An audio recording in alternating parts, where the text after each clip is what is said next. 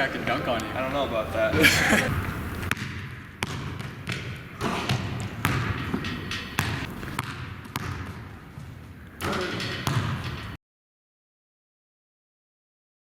Hey, let's try bottle flipping.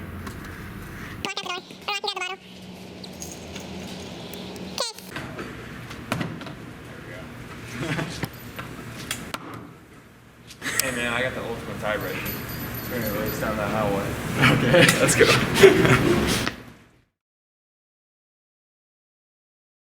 Go.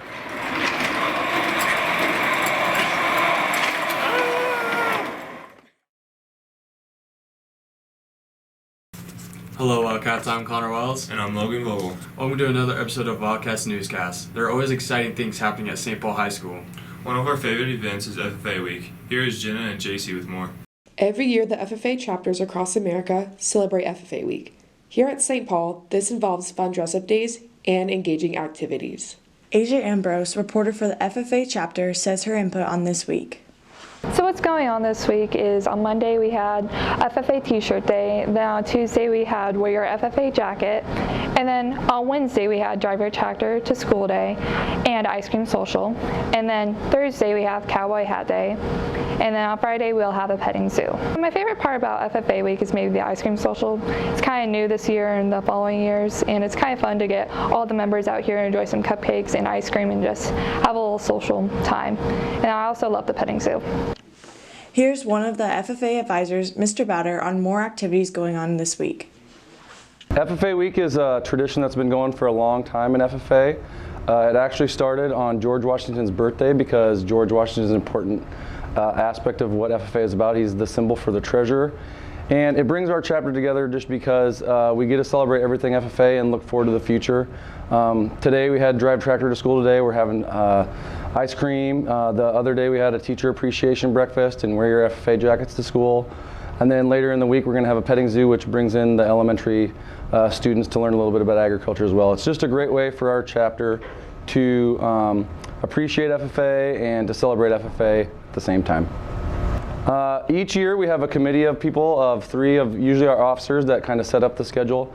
A lot of times it's very similar events from year to year, but it kind of depends on what they want to do. Obviously you're going to see those same traditions like I mentioned before, like the drive the tractor to school day, wear FFA jackets, that kind of thing, but and the petting zoo. But it kind of depends on the year and what those kids want to do in terms of their support of FFA and the activities that they plan.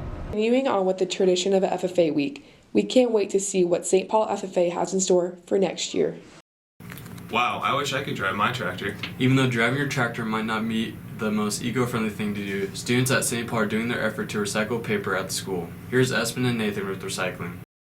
The past several years, St. Paul FBLA has been collecting recycling around the school.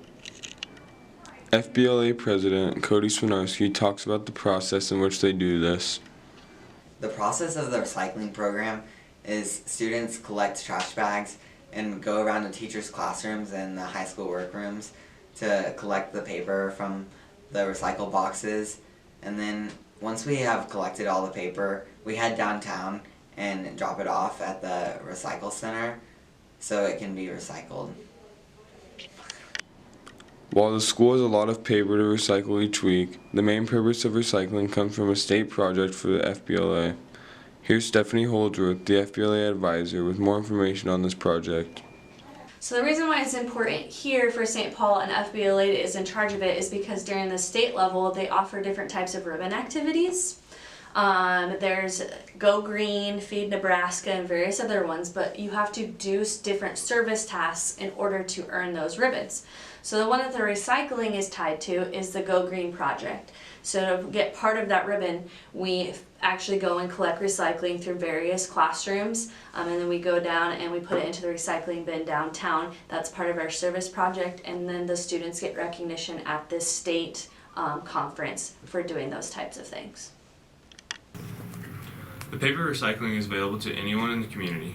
Another great place in the community to go is Bedhead Coffee. A few students in our digital media have numerous favorite drinks. Madison and DJ gave a great insight on the year-old business, Bedhead Coffee.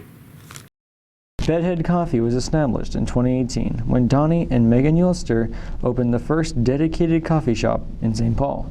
For quite some time, Megan has wanted to chase her dream as an entrepreneur, and with her love for all kinds of coffee, she built the business from the ground up. We sat down with Megan to ask her about her story and about the establishment. I wanted to open Bedhead because I thought St. Paul needed something positive for all of us to enjoy together. Conversing over food and drink is they go together really well. Constructing the Bedhead building was no easy feat, but with the help from friends, family, and the community, she was able to start her journey. Getting Bedhead to where it is now was a rather long process. We decided to go with a metal building because metal buildings go up very quickly, and the contractors in the area were all booked up. When we started, there were some issues with flooding in the area, so that set us back, and then we had a lot of rain. We just had one thing after another that sort of slowed up the process, but then once we got started, it was just under a year that it took us to get completely open. Megan isn't the only one making all that coffee. Montana Morgan and Andrea Ecker are just a couple of the employees who work at Bedhead. We asked them for some insight on their daily routines at the coffee shop and what their favorite thing is about working at Bedhead. One of our daily routines is always making the coffee and making sure the beans are all ready and having great customer service. And you always have to clean, make sure the inside is nice, and make sure all the food's ready to go. My favorite part about working at Bedhead is always the people who I work with, like Andrea and Kelly and Megan. They're always fun to be around. As well as being a coffee shop, Bedhead sells its own beans worldwide with their one-of-a-kind automatic roaster Megan invented. Bedhead also plans to open its back portion of the building to other activities, such as tumbling for kids, self-defense, yoga, and meditation, and even cooking classes and meal prep workshops. Even though Bedhead has been in business for less than 3 years, its impact in the community has been noticeable. Alongside her dedication and her employees, Megan plans to improve the business every single day. The next time you're feeling tired in the morning, consider feeding your soul with a visit to St. Paul's newest coffee destination. Wow, Logan, we sure could go there for a drink sometime. Yeah, for sure. I heard that our wrestlers needed a little caffeine because of a busy weekend at the state tournament last week. Alex Obermiller and Sam Obermiller were in attendance all 4 days, and they have a great recap of the weekend.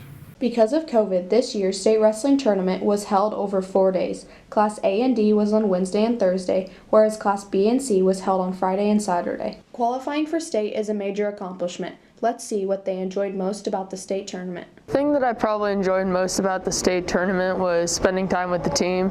All those guys are really great and they're always fun to be around. So that's probably what I enjoyed the most, was just the team. At the state tournament, I probably enjoyed just the great atmosphere and being around the other wrestlers, and just it's a great time and experience to do and be a part of. I enjoyed hanging out with my friends the most about the state tournament. Oh, state wrestling, I enjoyed being with my friends and family and being able to compete down in Omaha. It's just an awesome experience. Keeping healthy throughout the season can be difficult. However, a few qualifiers share how they do it. I make sure I'm eating well, and I go and lift at Augie's in my spare time. I stayed healthy throughout the season by drinking a lot of water. I stay healthy during the season by eating good and going to sleep on time. St. Paul qualified 7 wrestlers for the state tournament, with 2 of those wrestlers placing. Big shout out to Nathan and Kayla Baker for placing at state. Our final piece of our segment is everyone's favorite question of the day. They say money doesn't grow on cheese, but why do banks have branches? To play Fortnite. They say money doesn't grow on cheese, but why do banks have branches? Because I feel like it. They say money doesn't grow on trees, but why do banks have branches? They say money doesn't grow on trees, but why do banks have branches? Why do banks have branches? Because there's different banks around that are the same. She knew it. They say money doesn't grow on trees, but why do banks have branches? I don't know why. They say money doesn't grow on trees, but why do banks have branches? Because it's kind of like the government, you know what I'm saying? Like they got to go through ways just to get the money to the bank, you know what I'm saying? Yeah. They say money doesn't grow on trees, but why do banks have branches? I don't know. They say money doesn't grow on trees, but why do banks have branches? Because they're different breeds. They say money doesn't grow on trees, but why do banks have branches? Because there's different forms of money. You have bills and coins. I don't know if that's even right. Yeah. They say money doesn't grow on trees, but why do banks have branches? Because there's different levels, like the Elbas of the world and the St. Paul's. They say money doesn't grow on trees, but why do banks have branches? I'm not for sure on that one. I don't know.